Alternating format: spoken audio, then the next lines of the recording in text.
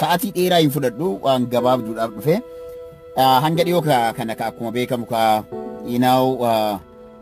qabsoon Oromoo karaa irraa butuudhaaf yookiin ammoo karaa irraa jallisuudhaaf wanti deemamaatiin jiru akkaataan itti deemamaatiin jiru duulli qabsaa'ota Oromoo irratti godhamu wanta har'a eegale osoo hin taane zamana Haile Sillaasees ta'ee zamana achi duraa yookiin ammoo zamana Dargiis ta'ee Oromoo kan nyaachisu Oromoo akka ta'ee fi bakka biraa akka hin dhufne Oromoon even Oromoo gola biraa osoo hin taane Oromoo gola tokkotu Oromoo gola ofii akka nyaachisaatiin jiru beekamaadha.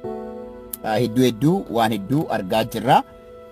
Duulli hanga dhiyoo kana jalqabames duulli biltsiginnaan kallattii biraatiin jalqabde qabsaa'ota irratti duuluun dhugaa dubbachuudhaaf qubee jaa kanas hin jaalattan na fakkaate. Oromoon kun qubee jaa kana jibbitan na fakkaata. Jaal Maaroo, Jawaar, Jaarraa, Jeneraal. Qubeeleen jaa jettu tuni Oromoon yeroo baay'ee irratti duula. Haa ta'uti garuu quboonni kunniin ammoo quboota jajjaboodha. Akkuma jaa irraa ka'an jajjaboodha jarri kun jara keenya dhugaa walitti himna. Akkaan jajjaboodha. Warri qubeen isaanii jaa irraa ka'u kun akkaan jajjaboodha. Jajjabina isaanii kanarraa kan ka'e duulli gaararraawwanii yookiin ammoo harmallaawwan jedhaanii harmallaawwan dhiiraa yookiin ammoo gursummeeyyiin dhiiraa kan dhaaba tokkotti heerumaa kaan jalaa bahaa kaanitti heerumaa kaan irraanii kaa hiikkataa kaanitti heerumuu baratanii hanga dhiyoo kana duula miidiyaa godhuu barbaadanii qabxiilee yookiin ammootu maddii namni tokko yoo kan dhugama dubbachuudhaaf yoo taate qabsoo Oromoo irratti gufuu garaacha isaatiif hin ta'u ta'e waa hedduu tarkaanfii sana fudhattee gochoonni ati raawwachuu qabdu wantoonni ati hojjechuu qabdu qaama qabsoo waan ta'e kamuu tarkaanfii fudhachuun barbaachisaa ta'adha. Haa ta'uti garuu hanga dhiyoo kana wantoota garaagaraa kaasaa turre kanneen keessatti waan namoota dhuunfaatiif dubbatame fuudhanii hawaasatti galfachuun gandatti galfachuun argamee jira. Garuu dubbii gandaatis miti dubbii qabeenya ummataatis miti dubbii gantoowwanii fi saamtotaa fi hattoota qabeenya Oromoodhaa kan yeroo alagaan nyaatu kan yeroo Tigree nyaatu Sumaalee nyaatu takkaahu ammootu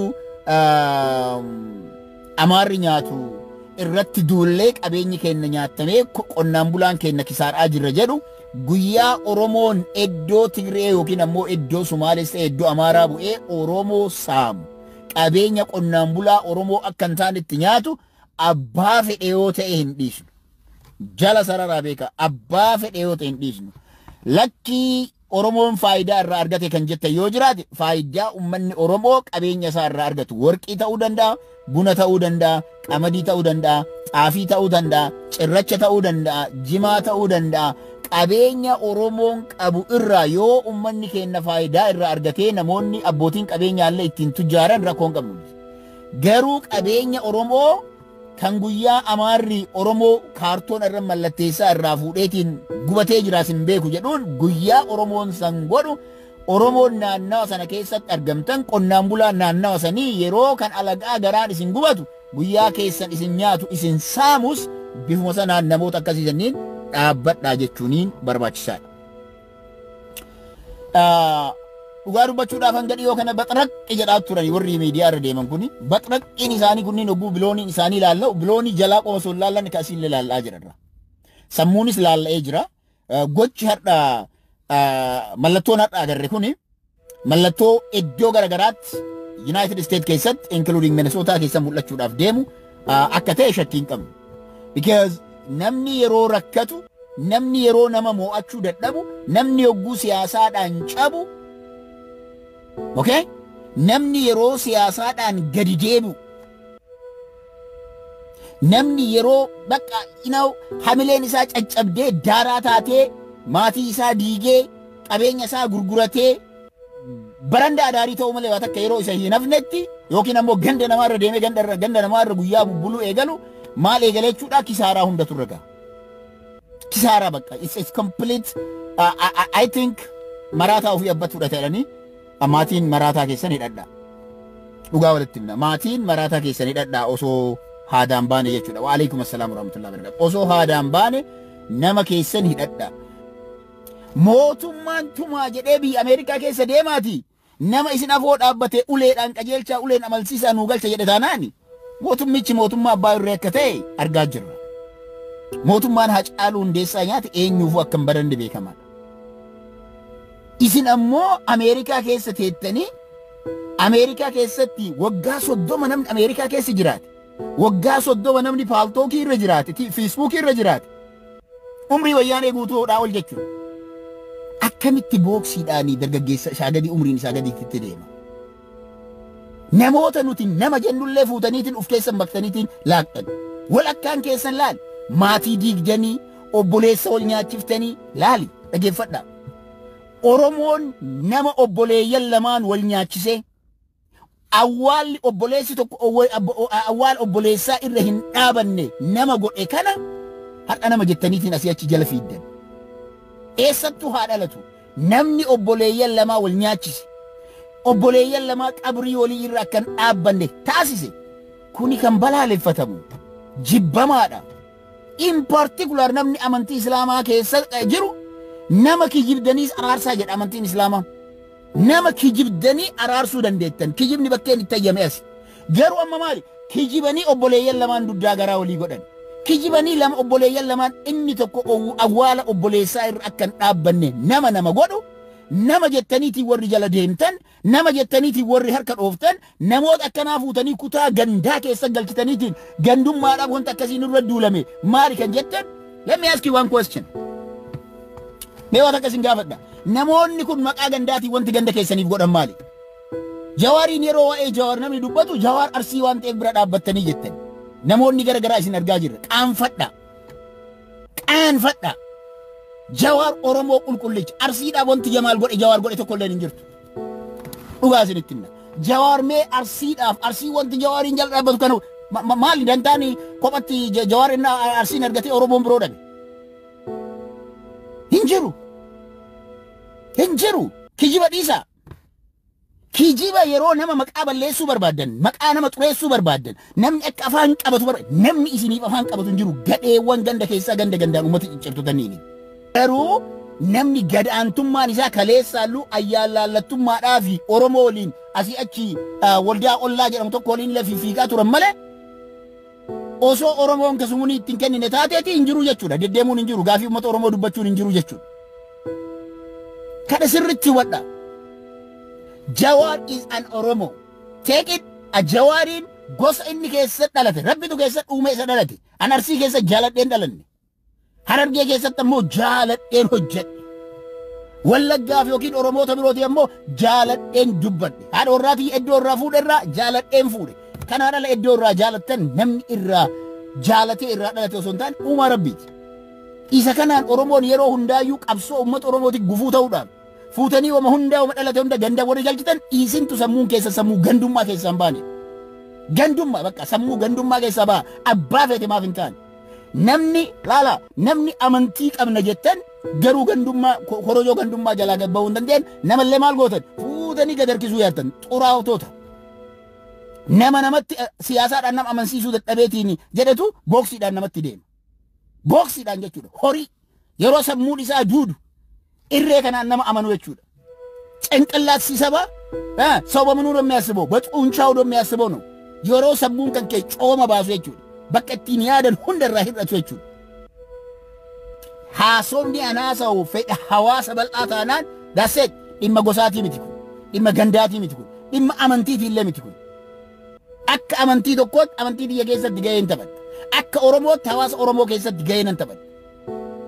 Kana bira dabree yoo an fakkeenyaaf musliima miidhamuu danda'a. Guyyaa ummanni Islaamaa miidhame. Ummanni kun Islaama waan ta'eef miidhaa irra ga'e jedhee dhugaa jirtu evidensii yoo dhiyeesse namni Oromoon kiristaanaa naan mormuu hin danda'u. Oromoon kiristaanaa Islaama waan ta'eef kana faarsaa amantii jala galee naan jechuun abadan hin danda'amu. Ajandaa yeroo isiniif ta'uu danda'a. Garuu ana biratti hin danda'amu. Ani sheekaa miti qeesiis miti. I am an activist. Dan si'eessitoota warra rakkoo Oromoo eenyuyyuu haa ta'u eessattuu haa ta'u irraa dubbachuu danda'udha. Kanaafi Oromoonni eessumaayyuu jirtan waan kana sirriitti hubadhaa. Nama namatti oluma ka'ee ganda ijaaruu barbaadu itti hima. Dantaa kennaa miti. Dandaamiti yoo dandeette biyya ijaari duul. Biyya ijaaranii Jawaaritti duulanii wanti isaan fidan hin jiru. Biyya ijaaramtellee Jawaar harka aangoo fuudhee isin garsiisee jira. Isin garsiisee jira. Kanaafi kana booda wanti nuti goonu eessumattuu haa dhalatu nama dhaaba siyaasaa irraa nama walaba ta'e. Dhageeffadhaa Oromoo taatan. Namni dhaaba siyaasaa kamuu irraa walaba taatan firii taatan akka kiyyatte jechuudha. Gaafiin ummata Oromoo haqaan haa deebi warri jettan ni ijaarra amma booda. That's it. Ni ijaarra deebisnee akka yeroo kaan aktivistoota ijaarretti ni ijaarra. Ni ijaarra ni mari'anna hojii saba keenyaa akka halkanii guyyaa faarsitee bultoonni hirriba dhabanitti ni hojjanna. Kana jala sararaa beeka. Isa kana ammoo isin dhukkubsataanaaniin deema mana hakimaatii kiniinii bowwoos ta'e kiniinii baasaas ta'e waan barbaadan itti fudhaatii fayyaa teessan deeffadhaa. Kaawde ammoo hin hafu kana waadaan gala waan waadaa gala yeroo geessan irraa fuduu bandeemu. We will bring ilmaan Oromoodhaa kutaa kamiyyuu gola kamiyyuu tan haqa Oromoo qofa irra dhaabbatanii hojjetan dubbatan walitti qabna.